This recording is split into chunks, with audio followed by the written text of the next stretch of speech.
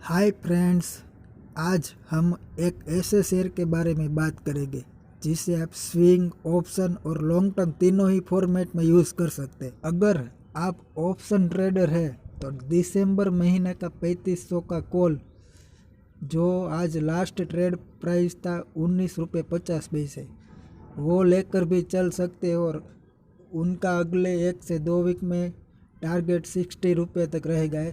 या फिर आप स्विंग ट्रेड करना चाहे यानी कि 1 से 2 वीक के लिए, तो अभी इस शेयर का प्राइस 3024 के आसपास चल रहा है और आप इसके टारगेट 1 से 2 वीक के लिए 3350 तक के टारगेट ले करके चल सकते हैं। या फिर अगर आप अगली दिवाली तक इस शेयर में इन्वेस्ट करना चाहते हैं तो इस शेयर के टारगेट 4500 तक के लेकर चल सकते हैं। फ्रेंड, अब बात करते हैं इस शेयर में मैं इतना बुलिश क्यों। चलिए इस बारे में मैं आपको थोड़ा डिटेल में एनालिसिस करके दिखाता हूँ।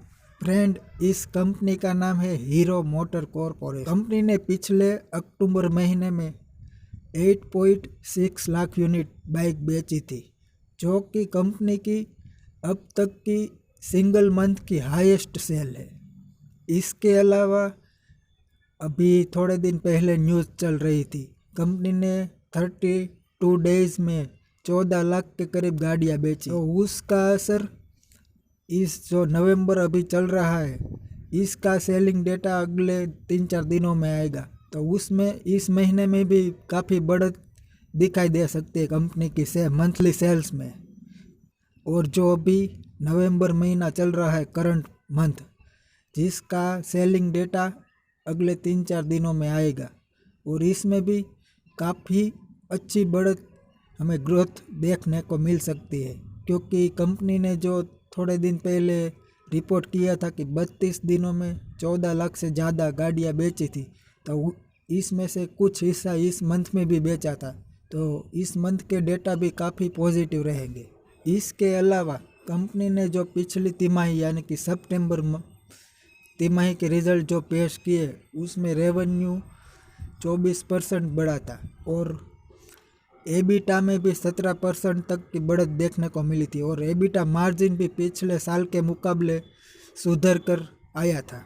कंपनी की फंडामेंटल पॉजिटिविटी को ध्यान में रखते हुए मैं अब ऑप्शन और स्विंग ट्रेडिंग की स्ट्रेटेजी को मैं आपके सामने बताता हूँ। जैसा मैंने बताया, पिछली तिमाही यानी कि सितंबर तिमाही में कंपनी का सेल 24% तक बढ़ा था, तो मुझे लगता है ये शेयर को इस भाव पर सस्टेन करने में काफ़ी हेल्प कर रहा है अभी 1000 रुपये के आस। और अभी जो तिमाही चल रही है यानी कि अक्टूबर, नवंबर और दिसंबर, तो अक्टूबर में मैंने आपको पहले ही बताया कि 35% तक सेल बढ़ा था और ये नवंबर तिमाही भी काफ़ी मंथली सेल अच्छा दिखाएगी।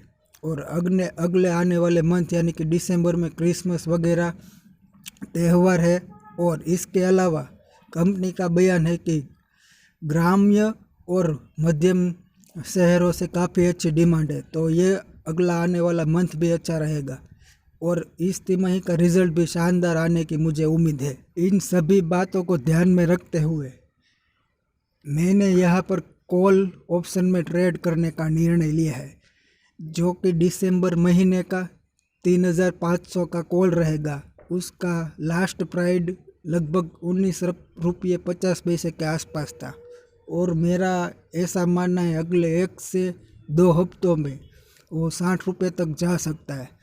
और मैं एक बात और बता दूं, इस कॉल ऑप्शन को मैंने पर्सनली भी बाय किया हुआ है, जो आप यहाँ वीडियो में देख सकते हो, 15 रुपये 25 पैसे के आसपास।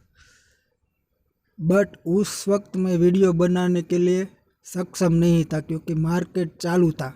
अब बात करते हैं स्विंग ट्रेडिंग की। तो जैसा मैंने आपको फंडामेंटल पॉजिटिविटी के बारे में बताया कि शॉर्ट टर्म ट्रेंड इस शेयर के लिए बहुत ही पॉजिटिव मुझे दिखाई रहा है, तो अगर कोई ऑप्शन में ना ट्रेड करके स्विंग ट्रेड करना चाहे तो भी शेयर का प्राइस 3024 रुपये के आसपास चल रहा है, तो अगले 1 से 2 हफ्ते के लिए कोई भी ट्रेडर 3350 तक के लक्ष्य बनाकर चल सकता है। 3350 उसका शॉर्ट टर्म रेजिस्टेंस है, तो हम यहाँ तक के टारगेट लेकर चल सकते हैं। और अब हम बात करते हैं हमारी लास्ट स्ट्रेटेजी, यानी कि अगली दिवाली या फिर दिसंबर तक 4500 तक के लेवल दिखा सकता है, ऐसा लगता है। तो ऐसा क्यों लगता है उसके बारे में मैं थोड़ा चर्चा करना चाहूँगा। तो देख फ्रेंड्स, हमने जैसे डिस्कस किया फंडामेंटल, तो पिछली तिमाही का रिज़ल्ट काफ़ी शानदार रहा था और इस तिमाही का रिज़ल्ट भी काफ़ी शानदार रहने की उम्मीद है।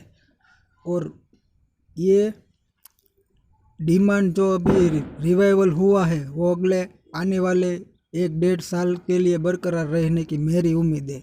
और हम कंपनी की पिछली तिमाही यानी कि सितंबर और इस तिमाही यानी कि दिसंबर और अगले आने वाली 2 तिमाही की EPS अगर एस्टिमेट करें तो मेरा अनुमान है 190 रुपये तक जा सकती है अगली 4 तिमाही की EPS।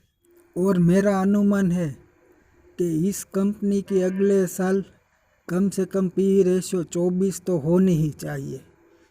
और हम अगर 190 रुपये की EPS ले और 24 रुपये का PE रेशियो ले तो इसका टारगेट करीबन 4500 के आसपास आता है।